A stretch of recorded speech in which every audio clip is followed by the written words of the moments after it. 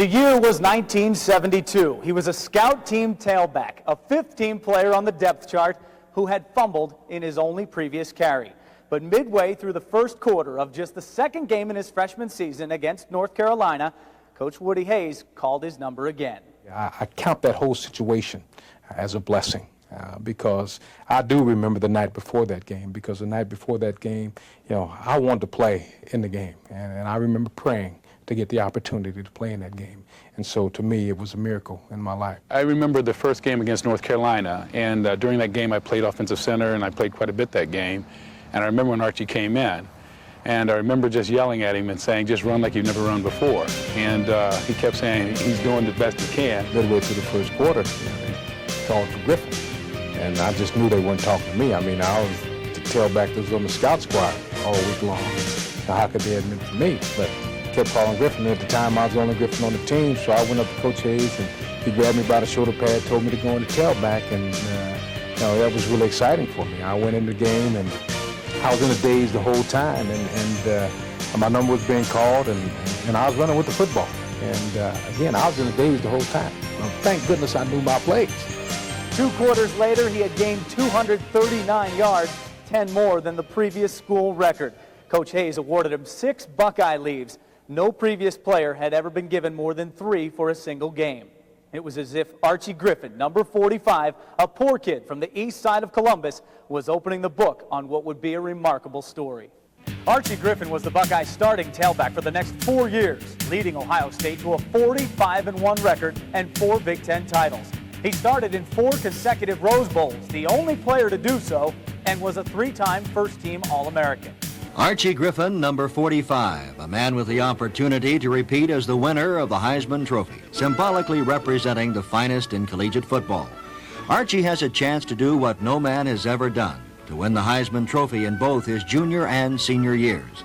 And who's to say he shouldn't win? This year, Archie, through the Minnesota game, has accumulated 1,311 yards rushing and 4 touchdowns. He carried 226 times through the Minnesota contest, an average of 5.8 yards per carry.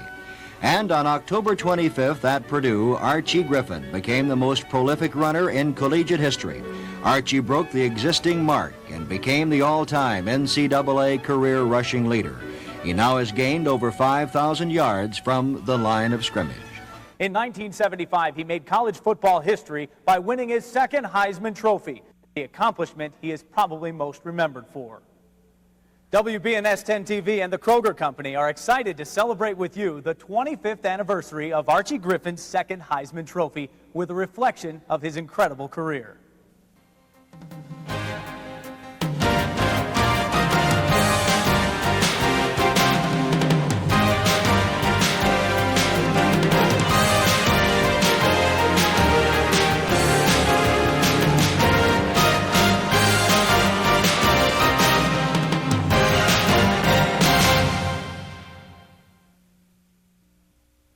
One of Archie's school teachers from junior high called him the most single-minded student he had ever known. That desire was handed down to him by his father, a former 120-pound All-State lineman raised in a West Virginia coal camp. Well, the work ethic really started with my folks. I used to watch every day while my dad worked 3 jobs and to support a family of 8 kids. And that's where the work ethic started. My father, he worked at the city sanitation department. He worked at the Ohio Malibu Steel Casting Company, and he had janitorial positions also. And we could see from that that he was working extremely hard, and he wanted all of us to have better things than what he had, even though at that time we thought we had it all because he worked that hard and provided for our family. As he would later do with Woody Hayes, Archie absorbed his father's words and work habits. In midget football, he was actually oversized. Archie played offensive guard and was too heavy to make the weight limit in his own age group. He played on the line for Caldwell Temple. He actually didn't get to play for the Linden Eagles. It was a team that was a 120-pound team that was bigger, 135-pound team that was bigger than the Linden Eagles, which was the dream team. Linden Eagles won everything, and they were the dream organization, and Archie was always too big to play.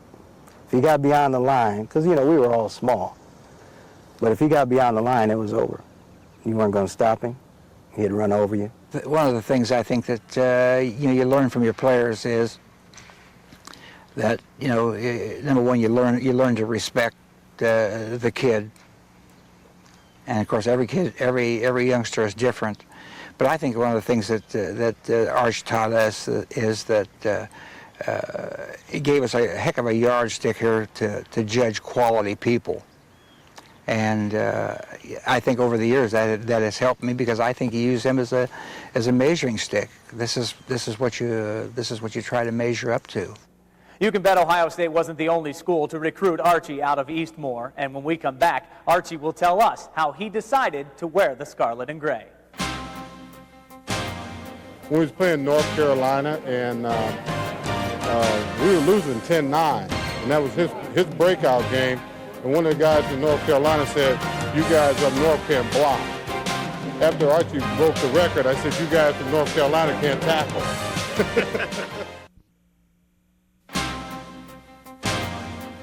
In all actuality, Archie's character spilled over onto the field. He was the dauntless runner that just kept going, take whatever you give him and just make the most out of it. And I think, his character is indicative of that right now. The position that he has, he thinks he's the same person. He has never changed. To do the very best you can with what you got. And we gave him some holes, he went and got it. Coming out of high school, Archie was interested in Northwestern, Michigan, the Naval Academy, and Ohio State. But it was Woody Hayes who made the biggest impression. Well, I think we had a wonderful relationship. I think I certainly believed in Coach Hayes because I knew that he had the best interest of our team in his mind. That's what he wanted. He always wanted what was best for the team. And I also knew what it would take to please Woody. And all it would take to please Woody was that you give your very best effort. That's all he ever asked anybody. Now, he'd get upset if he thought that you were dogging it. That's when he'd have his temper tantrums or whatever you might call them. But if he thought you were not giving 100%, then he'd get upset with you. But if you gave 100% the whole time, you didn't have a problem with Coach Hayes. He always said that if you're not going to give 100%, then you're cheating yourself. He always wanted you to give your best effort. And so I didn't have a problem with Coach Hayes because I tried to give my best effort every play and more. They seemed an odd pair, Hayes and Griffin. One a 60-year-old man from the country, the other a young African-American from the city. But despite their obvious differences, they found in each other like spirits. Both had a bullish commitment toward a common goal.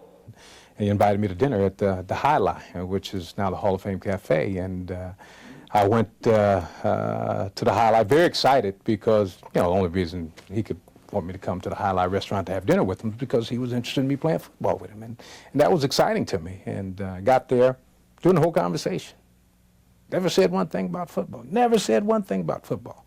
Whole night, all he talked about was school, education. What's that going to do for me? I went home, I told my father, hey, I don't know that he really wants me to play. He said, because he didn't mention one thing to me about football. And my father asked me what he talked about. I said, all he talked about was an education and the importance of getting a good education. Well, education was important to me anyway, so I kind of knew that education was important, but I thought he was going to talk to me about football. And my father looked at me and kind of said, well, don't you think he's concerned about you as a person and not just somebody who's going to get out on the field, run for a lot of yards, and score touchdowns for him? And I realized that was the case, especially once I got to Ohio State and reported to camp, because he was big on education. The first thing he told us as a group is if we were in school for anything else other than to get an education, that we might as well get up and leave his meeting. And that was the first meeting that we attended. After that incredible North Carolina game, Archie never missed another start at Ohio State. He was quick, infinitely courageous, economical in his movements, always driving forward, always on the attack. He had innate ability to know when it was over. In other words, he could juke and juke and juke, but when it was over, he's going to take you on. And he was going to, he's going to make you pay. And he never fell backward. He's like Larry Zonka. He never fell backward. No one ever knocked him back this way, and I think that's attributed to the fact he has this great upper body strength. First of all, I came to Ohio State to get a college degree, and I was able to accomplish that. And that was very, very important to me because, again, that was why I came to Ohio State. If you talk about records, what I'm most proud of, probably the 31 straight games over 100 yards. I remember the first days of practice. Of course, Archie being a freshman and I a freshman at the same time, we didn't start off on the first team offense or first team defense, so I was going against Archie a lot. And the thing I remember most about Archie was the sucker was so short, he had such a low center of gravity, it was hard to get a good stick on him. And then by the time you try to bend over to make that hit on him, he'd be gone. That was his asset, his lateral moves and his quickness. Well, he always has had great upper body strength, and he always had good leverage.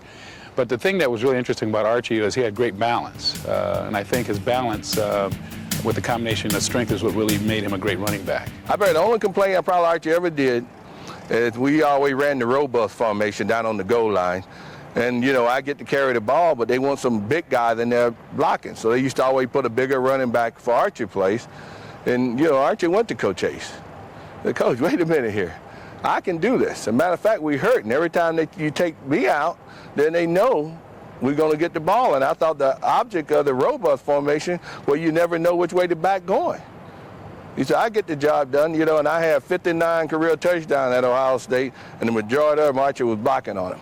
I remember one particular game, and I can't remember when it was. We were driving down the field, and they did a pitch out to Archie, and he got hit like at the 20-yard line by two guys. He hit and got rolled, got himself up, and he was almost like he was parallel to the ground. And he got his balance, got back up, kept going, got hit again, and rolled 2 or 3 times and scored a touchdown. I'd never seen him run like that in my life.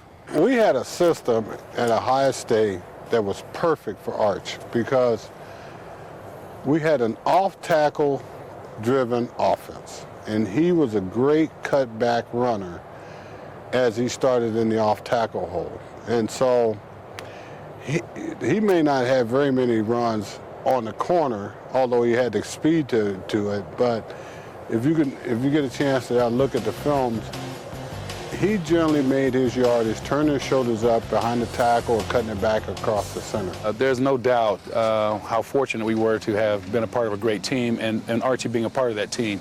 And I've said this before, Dom, and I've said it even when I was playing for the Packers.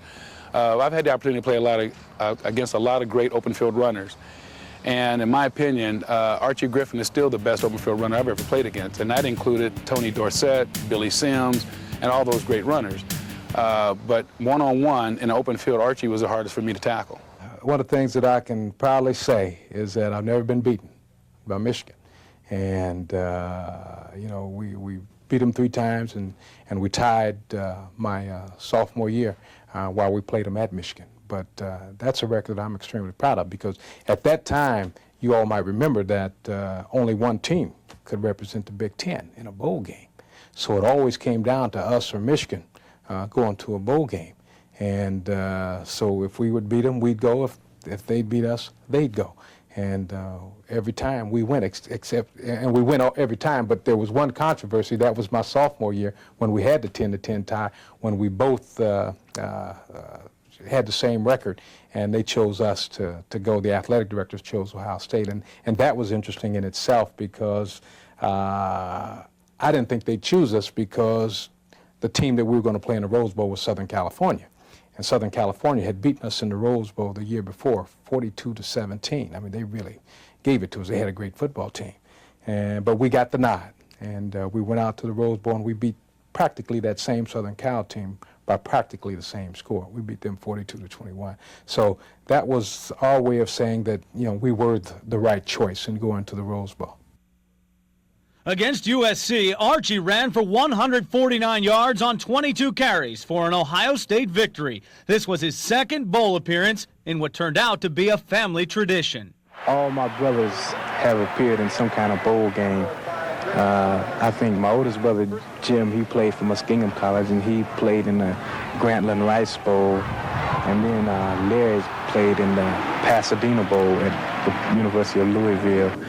And Daryl's played in Tangerine Bowl with Kent State, and me, Raymond, who played in the Rose Bowl. And so Duncan goes this year, he was playing a bowl game too. You know, I had a lot of great offensive linemen, and those guys did a tremendous job in allowing me to gain the yards that I gained. But we also had an outstanding backfield as a whole. You know, you put I played with Champ Henson and Pete Johnson at fullback.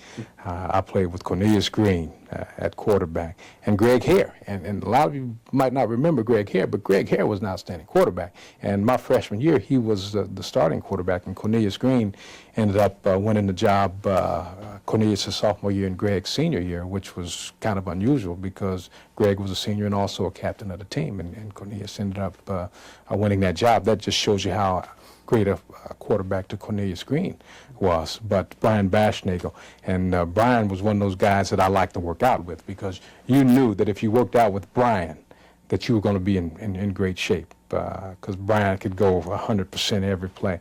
And in the summer times when it came time to work out, that's who I wanted to work out with, because I knew that if I could keep up with Brian in the workouts, then come time for the season to start, that I would be ready, because he was just that consistent in his workouts and in the things that he would do. And then I mentioned Pete and Champ. Both of those guys were great fullbacks. Champ, both of them led the country in scoring while they played fullback.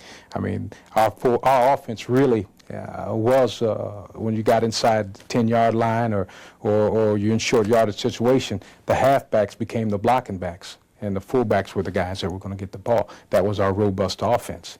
And those two guys, there were none better than those two guys. I mean, they could get it done.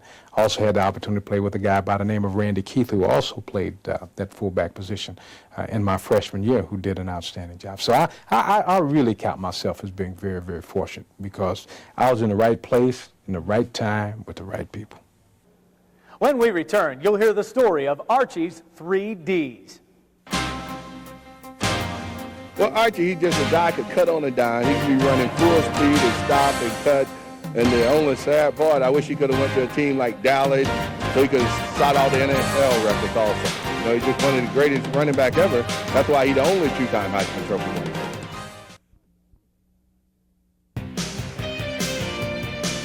Well, it was a lot of fun. It was fun, and it was yet difficult, believe me. And I know both sides of it, but it was truly an honor.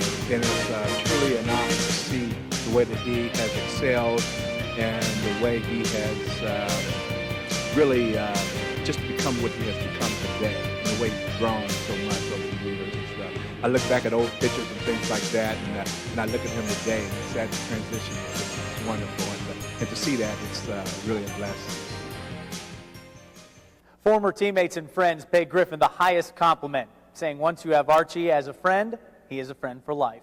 Friends are fabulous to have. I mean, and again, I feel very fortunate that at all levels that I've been at, whether it's Little League, junior high school, and college and professionally, I've had the opportunity to come in contact with some great people. You know, Woody Hayes used to always tell us that, you know, the guys that you play sports with are the guys that you'll remember for the rest of your lives, and those are going to be the guys that are always going to be with you. And you know, that is true. I mean, these guys have always been with me. You know, I think about my high school and junior high school friends, Phil Crockett, Bobby Saunders, people like that. They've been friends for life for me. You know, I think about my high school friends, George Hicks, Conrad Thomas, Gary Mixon, those guys. Those guys have been great friends to me also.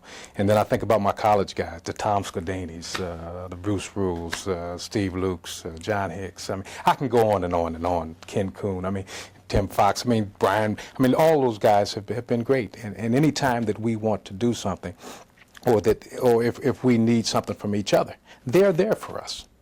And it's funny, that's what Woody told us way back in 1972, that they would be there for you. I've never had a problem with that. Friends that I've had a long time ago, you know, if I want to talk to them about something, they're there for me. And I certainly hope they feel the same way about me. What you see is what you get. What you see today is what he was ever since I've known him. I associate words like integrity, honesty, character, caring person. It's just been a real honor to have been his teammate, and it's an honor and a privilege to me to be able to say that, you know, Archie Griffin is my friend, and I can count on him, and to be associated with him and the Buckeyes I played with at that time is just one of the best things that's happened in my life. Archie recruited me when I came to Ohio State, and I got to meet his mom and his dad, and you know, they they treated you like you're part of their family. And I think one of the big success that Archie has had is being from Ohio State and having a coach like Coach Hayes that believed in family and treated you more like a team, and coming from the strong family background that he did, it just made him fit in perfect with the program. You know, I can tell you that Archie was very instrumental in me graduating on schedule. Even though I was a year ahead of him, I needed 24 hours to graduate my last quarter. Back in those days, we didn't have ESPN, and the draft was in January back in 1975. And after I got drafted and I got my signing bonus, my last quarter, spring quarter, I was thinking of taking maybe 14 hours, going to practice, and then taking 12 hours. But Archie sat there. He actually told me a lie, and it was a good lie. He told me that his brother Durrell had taken 26 hours his last quarter at Kent State, and that he graduated with a higher grade point average than what he did at any other quarter. And it was a personal challenge to me. So with that, I bit and took 24 hours, and I did graduate on schedule. And a lot of that is because of Archie Griffin. I mean, he sat there, we were roommates, and he said, look, Steve, go ahead and go for it.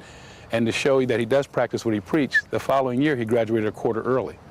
And with all that pressure that he had on him as a Heisman Trophy winner, two-time Heisman Trophy winner, he graduated a quarter early.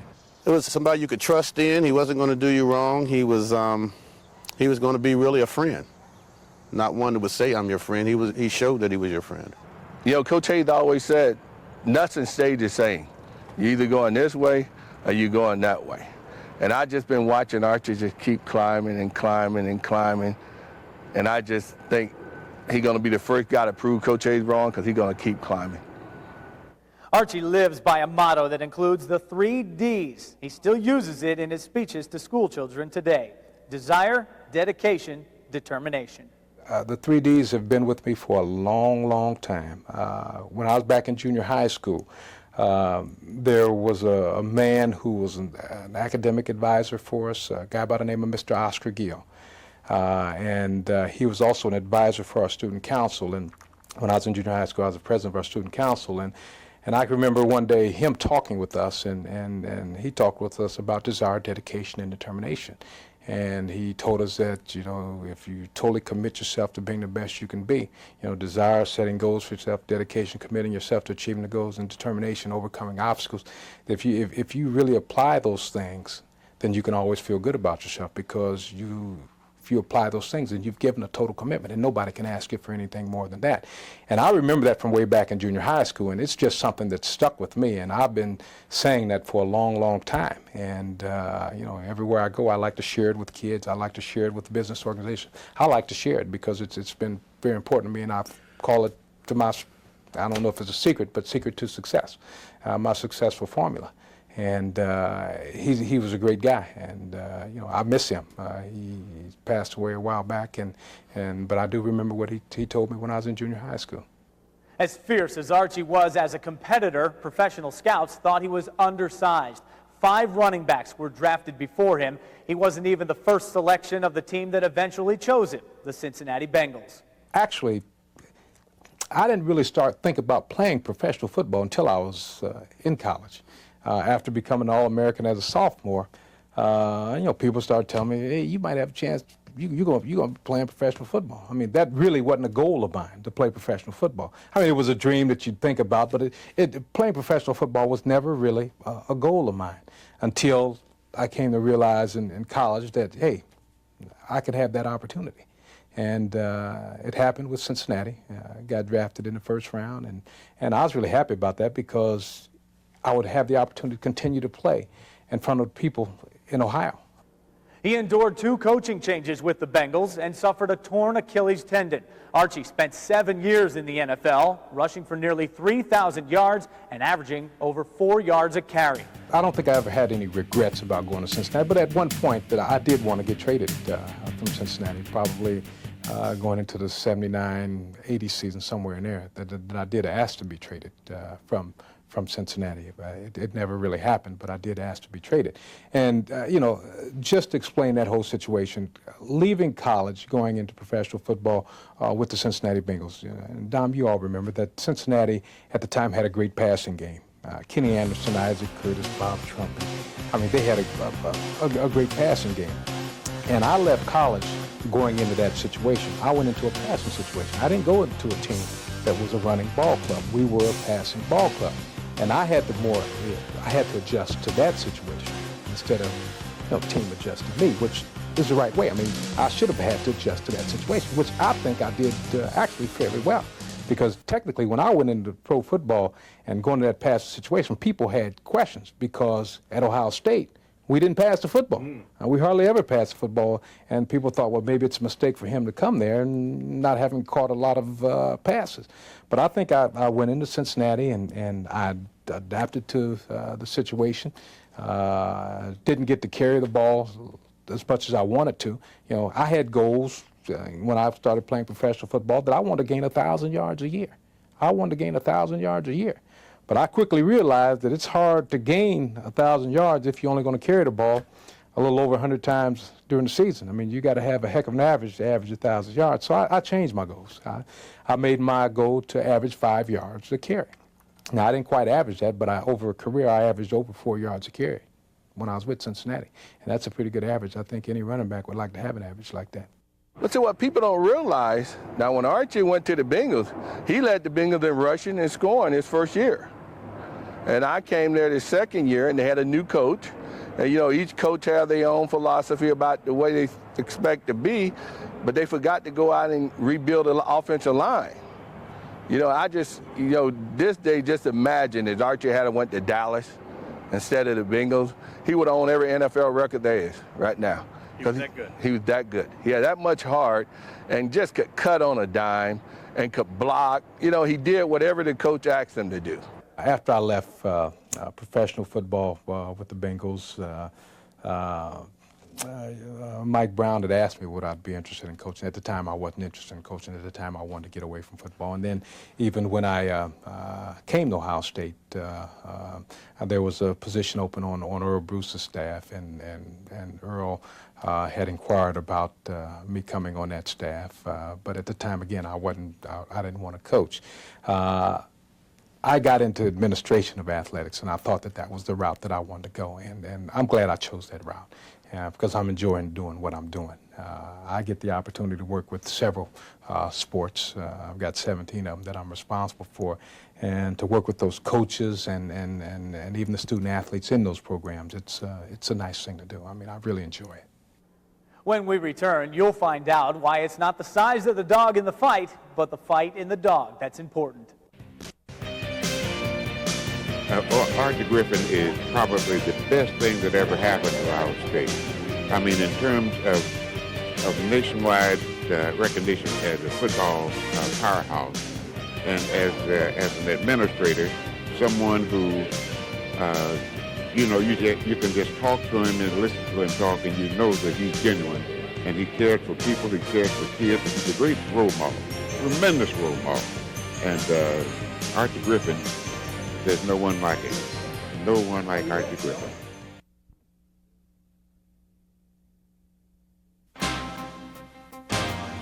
Yeah, I remember that when I came down here, it was a question of whether or not I was going to play offensive running back or defensive back, and I looked over at the crew that was going to run on the offensive side of the ball, and Archie was one of them. I said, you know what, I think I'll be a DB. That worked out pretty good for me. That is the way it has been with me, especially after the announcement last week that I have won it. I couldn't believe it, and I'm not sure now that I do. I felt my tears coming out before I even really got up on the podium, and, you know, I felt like, you know, I was trying to hold it back. And I got up there and, you know, I said a few words, and all of a sudden, you know, I just busted out. It is really hard to imagine yourself as one of the winner of a great award that has been won by so many great athletes, such as from Ohio State, Vic Janowitz and Howard Hopalong Cassidy, and Roger Staubach and O.J. Simpson, Johnny Rogers. These are people that I look up to and have looked up to all my life. And to be included in their numbers is a tremendous thrill, but just a little bit unbelievable. Dom Tabarria and I recently had a chance to sit down with Archie in his home and reflect about his childhood and the years since he won his second Heisman Trophy. Does it really seem like it can be 25 years since the back-to-back Heisman trophies? No, it really doesn't. I mean, it doesn't seem like 25 years have passed. It's been a great 25 years. I think about those years all the time. I'm constantly reminded of those 25 years, but it really doesn't seem like 25 years has passed. What can put it into perspective for you? What does put it into perspective for you on a daily basis? Well, you know, I'm working at the Ohio State University, so I constantly am reminded of the fact that played football at Ohio State University, and certainly when the kids come in for camp and whatnot, it reminds me of the times that I came into camp, and it's really, you know, just they're great thoughts. Because when I think about Ohio State, what I think about are the people that coached me, the people that I played with. Those were the people that made the difference for our teams. Were they both special, or was the second one maybe a little more special? I think the second one was probably a little more special than the first. And the only reason I say that is because no one had won it twice, and I didn't really think that anybody would win it twice. I mean, I just didn't think they'd give it to anybody twice. So that made the second one extremely special. You know, winning it the first time, it was a wonderful feeling. I mean, it was truly wonderful. I'm thankful for that, and I'm thankful for all the guys that I played with that made it possible. But winning it that second time was just one of those situations that I just didn't really believe. I think it's a little amazing when you think about the two-time Heisman Trophy winner. His nickname back then was what? Tank. Tank. Now, why did they call you Tank? Well, when I when I played for the Maryland ACs, we had a coach, Bob Rand, and he was a great football coach. I mean, he was what you would think of, especially at that time when you think of a football coach. He was tough, hard-nosed. Well, he would make us run around Maryland Park every day, before and after practice. And every day we'd run around Maryland Park, I would always finish in last place. And so one day he decided that he would give everybody a little incentive to run a little bit faster. So he said, whoever finishes in last place is going to have to take another lap. Well, I didn't want to finish in last place because, I mean, I could barely make it around Maryland Park one time, and I just couldn't dream of having to run around there twice. So this particular day, I made up my mind I wasn't going to finish in last place. Well, I took off. I got ahead of the whole group. Got to the first corner leading the whole pack. Got to the second corner still leading the whole pack. We got to that third, you know, some of my teammates started passing me up. And then we got to that home stretch, and everybody passed me up, and I finished true to form in last place. And all I could remember is the coach waving me on to take that extra lap. Well, I struggled that extra lap, and I got to the finish of that extra lap, and when I was coming in, the guys were laughing on the team, and I didn't know what they were laughing about, but we lined up to do our exercises, and I asked the guy that was lined up next to me what was so funny. He said, well, as you were running around the park, the coaches gave you a nickname. And I said, well, what'd they call me? He said, called you Tank, because you move so slow, you look like a big tank just slowly rolling into the war. And that name stuck with me for a long time. As a matter of fact, a lot of my friends that I've known from a long time ago, they still call me Tank. But it was an affectionate name, and it was during a time that I played for the Maryland ACs, which was a great time in my life, because that's when I really learned how to play football. You know, the other thing, Arch, is, and I don't know how many people know this, you were an outstanding wrestler. What wrestling, how did that help your football? Oh, wrestling, it really helped my football, because wrestling for me was something that was going to help me with my strength, my balance, you know, and that was important to me in football. Admittedly, you told us earlier that you're a guy who sets goals. When you came in as a freshman, we know how it ended up. What were the goals from the start? My goal as a freshman was to make the varsity team, because this was the first year that freshmen were eligible to play varsity football. And my whole goal was to come in and make that varsity team, be on the traveling squad, be a part of the squad. That was my goal. So what do you remember about that first game that you got in as a freshman? Well, that first game as a freshman was very interesting, because, first of all, I'm not thinking that I'd get a chance to play, because when I reported to camp, I was probably the fifth tailback. You know, being a freshman, you're put at the back, and that always happens. You've got to work your way up.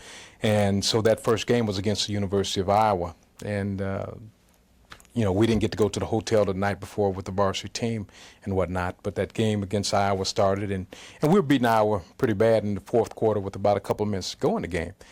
Coach Hayes gave a few freshmen an opportunity to play, and I was one of those freshmen, you know, I got into the game thinking, you know, this is a great opportunity for me. If I can get in there and make a big play or possibly score a touchdown, you know, he might put me on that varsity team. So I wanted to do that.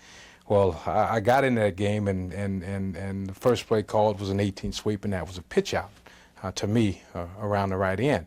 And I can remember that as I lined up in the I formation, and Dave Purdy started calling the signals, I got to thinking that, I wonder if our offensive line is going to open up a big hole for me like they've been doing all day long for Morris Bradshaw and Elmer Lippert and those guys. And I just wondering where they're going to do this. I was just wondering if they're going to do the same thing for me.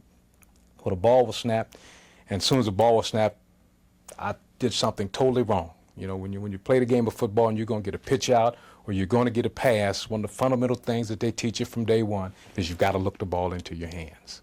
Well, when the ball was snapped, the first thing I did was I focused my attention on the area in which I was going to run through. And when I looked towards that hole, I mean, I was absolutely shocked because those guys had opened up a huge, gigantic hole. So instead of me turning back toward the quarterback, I kept my eyes on that hole, and the quarterback pitched the ball hit me in the hands, and I fumbled the football. And you just don't do that. At Ohio State, under Coach Woody Hayes, he did not like fumblers. And that was my first play at Ohio State University. It was a fumble, and I was taken out of the game, and the next week, good things happened. Next couple weeks, I should say. I've heard you say that a high school coach told you it's, what is it, not the size of the... It's not the size of the dog in the fight, it's the size of fighting the dog. Who told you that? That was Coach Stewart. Coach Stewart told me that when we were in high school, and I just never forgot it. You know, I don't know who originally came up with that statement. I don't know if it was Coach. I know it wasn't Coach Stewart, but it probably somebody a long, long time ago. I'm sure that saying's been going on for a long time, but it stuck with me because I was constantly told that I wasn't big enough, especially when I made the decision to go to Ohio State. I mean, a lot of people right here in Columbus, told me that I probably should go to a smaller school where I'd get a good opportunity to play football. But I always thought about that. It's not the size of the dog in the fight, it's the size of fighting the dog that really counts. And that meant to me that it wasn't the size of a person in stature, but it was the size of his heart and how much effort he was willing to put out. That's what was really going to make the difference. And that's how I approached everything. I always said that, when you play the game of football, you play a running back, and you're running with the football, they don't open the holes that way, and they open them that way. So it had nothing to do with how tall I was. I had no control of that. What I had control of is my effort and with the intensity that I was going to run the football and how hard I was going to work in being ready to play the game. That brings us up to current day and what you're doing now. Completely fulfilled, completely content at Ohio State? I am, but I've made no secret about this. Someday I would like to be an athletic director at Ohio State University, and I think that I've had some outstanding people that gave me great direction. I think about Rick Bay when he was here. I appreciate the opportunity he gave me to work in the Ohio State University Department of Athletics. He did a fine job. Jim Jones also did an outstanding job, and now I'm working under Andy Geiger, and it's a wonderful opportunity because they've all given me good direction, and I've learned a lot from each and every one of them, some different things from each and every one of them, so it's all been very, very helpful to me. We'll return with more Heisman reflections after this break. When I first saw him, all I can remember was two-time Heisman Trophy. When I'm chit-chatting with the guys in the locker room and the pros, all I can say is we got the guy that won a Heisman Trophy twice. So I really brag about him all the time. He's a great guy. He's continuing his legacy through Ohio State right now with the academics and things like that, and I think that's truly an honor. That made us better. I mean, when we went against Archie, everything else was a piece of cake. I mean, the guy was probably the best ever to play college football.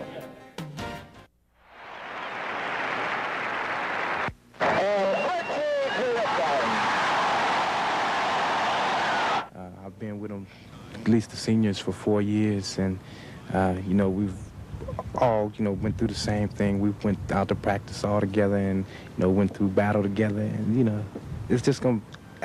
That's what I'm gonna miss so much is just leaving this stadium, because I know anywhere I go now, it's not gonna be as great as it is in this stadium right here, because this is something. I think it's been too fast. It's been too fast because it's all creeping up on me now. And, you know, like I think, you know, it's all over in just a few weeks. Somebody will pop up and, you know, Ohio State always come up with something. And that's what's so great about the school. They can always come up with something that'll come and do the job. And that's what's important, get the job done.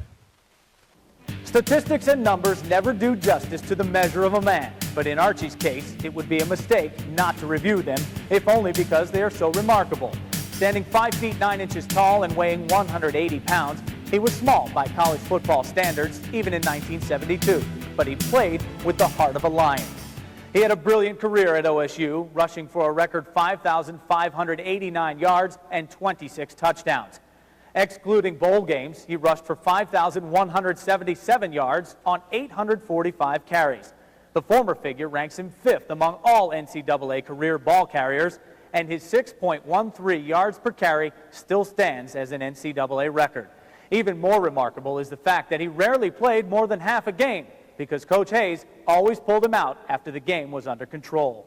I'm a pragmatist. Tiger Ellison always said I was the worst or the best pragmatist he ever saw. And heck, if I leave that youngster in there to pile up yardage, and then I walk out on the field and he's writhing in pain because he's gotten a knee injury, because he got a little too tired and couldn't protect himself out there, I'm going to say, Hayes, the names I'll call myself will be unbelievable. So I'm not going to do that. And I'm not going to worry about his piling up this yardage. I want to have him ready for the next game, because he wants to play in that next game, and our players all want him in there. And so we've done that, and we've been able to keep him going all the way. I think we've only taken him out once with injury in 4 years. And that says we've done a pretty good job of handling, but it says he's done a great, great job of handling himself in there, too, because he's really something. Between his sophomore and senior seasons, he ran for 100-plus yards in 31 consecutive regular season games. That, too, is an NCAA record.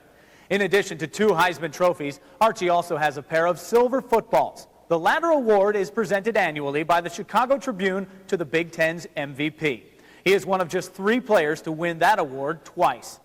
He was a 2-time pick as National Player of the Year by both the UPI and the Walter Camp Foundation. Following his senior year, Archie received the NCAA's prestigious Top 5 award for combined excellence in athletics, academics, and leadership. It is the highest award the NCAA can bestow. After winning his 2nd Heisman Trophy, Archie said he was proud of the fact that he made a myth out of the Heisman jinx. What Archie Griffin probably didn't realize at the time was that in doing so, he became his own myth. 25 years later, he is still in demand, not only to those of us who lived through his glory years, but to an entire new generation of fans. And that is truly a testament to Archie's work ethic and devotion to those 3 Ds, desire, dedication, and determination. For WBNS 10 TV and the Kroger Company, I'm Jeff Hogan. We hope you've enjoyed Heisman Reflections.